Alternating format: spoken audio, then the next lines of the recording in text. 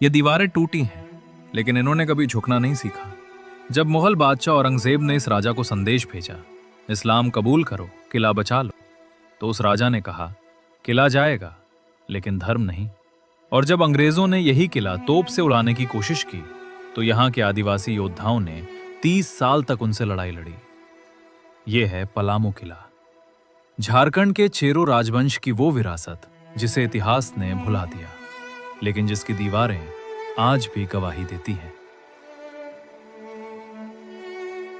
रांची से करीब 170 किलोमीटर दूर लातेहार जिले में बेतला नेशनल पार्क के पास औरंगा नदी के किनारे खड़े हैं 2 किले। एक पुराना किला पहाड़ी की चोटी पर, दूसरा नया किला नदी के मैदान में। ये कोई एक किला नहीं, ये जुड़वा किले हैं, 600 एकड़ से ज्यादा जमीन में फैले हुए, जिनके चारों तरफ आज भी घना जंगल है। हाथी घूमते हैं, बाघ के पैरों के निशान मिलते हैं। और इन्हीं जंगलों के बीच 500 साल पहले एक राजवंश ने जन्म लिया, जिसे आज बहुत कम लोग जानते हैं, चेरो राजवंश। चेरो झारखंड की एक आदिवासी जनजाति, जंगल के रखवाले, धर्म के रक्षक। सदियों से ये लोग इस धरती पर रहते थे, पलामू के जंगलों में। लेकिन 16वीं सदी तक इस इलाके पर राज था रक्षेल राजपूतों का, और उनसे पहले कुछ समय के लिए मुगलों का भी दबदबा था।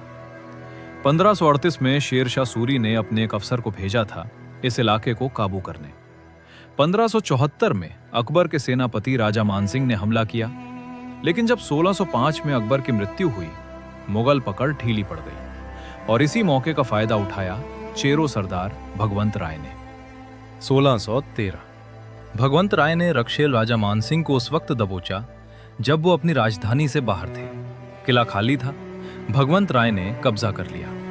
रक्षेल राजा ने वापसी की कोशिश नहीं की, वो सरगुजा चले गए, और वहां रक्षेल राजवंश एक नई रियासत बन गई। इधर पलामू में चेरो राज शुरू हुआ।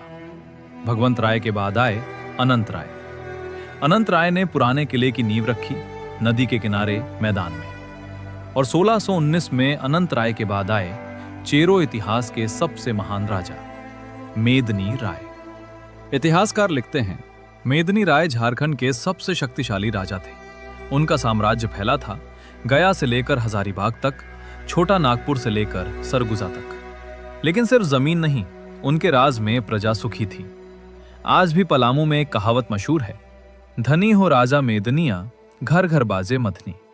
मतलब हर घर में दही मथने की आवाज आती थी, कोई भूखा नहीं था। जिस घर में मथनी की आवाज नहीं आती, राजा खुद वहां गाय और मवेशी भिजवाते थे। आज उन्हीं के नाम पर मेदिनी नगर पलामू का मुख्यालय है। मेदनी राय ने किले को भी नया रूप दिया, पर यहाँ एक इंटरेस्टिंग बात है। पुराने किले को मेदनी राय ने नवरतनगढ़, दोईसागढ़ की सामग्री से एक्सपैंड किया, जो नागवंशी राजाओं की राजधानी थी, यानी 2 किलों का कनेक्शन। नवरतनगढ़ से सामग्री लाकर पलामू किला बना, और वहां से नागपुरिया दरवाजा भी लाया गया। वो 80 फीट ऊंचा नागपुरी गेट, जो आज पलामू किले का सबसे प्रसिद्ध हिस्सा है। और फिर मेदनी राय ने पहाड़ी पर नया किला बनवाया। ऊंचाई से दुश्मन दिखे, नीचे से ऊपर चढ़ना मुश्किल हो, लेकिन दुश्मन आया, और ये दुश्मन था औरंगजेब। शाहजहां के जमाने में पटना के सूबेदार अहमद खान ने चेरो राजाओं पर कर लगाने की कोशिश की। चेरो राजाओं ने मना कर दिया।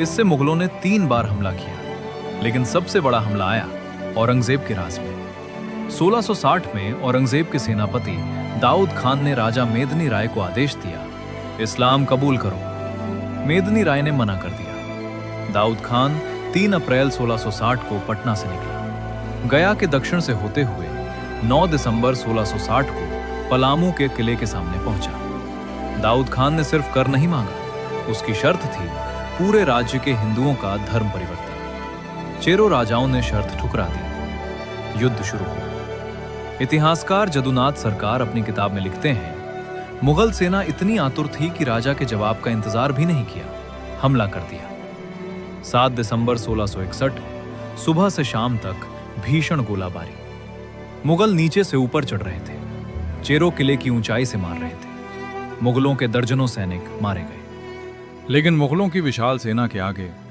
13 दिसंबर को चेरो को पीछे हटना पड़ा। मेदनी राय जंगल में भाग गए, दोनों किले मुगलों के कब्जे में चले गए। हिंदुओं को खदेड़ा गया, मंदिर तोड़े गए। दाऊद खान ने 1662 में एक मस्जिद बनवाई, लेकिन यह अंत नहीं था। मेदिनी राय जंगल में थे, लेकिन वो हार नहीं माने। जंगल से ही उन्होंने दाऊद खान को निर्णायक रूप से हराया और अपना राज्य वापस लिया, जो राज्य मुगल दोबारा कभी नहीं ले सके।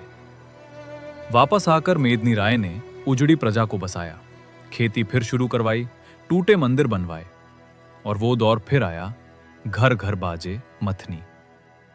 मेदिनी राय का शासन था 1619 से 1674 तक, 55 साल का स्वर्णकाल।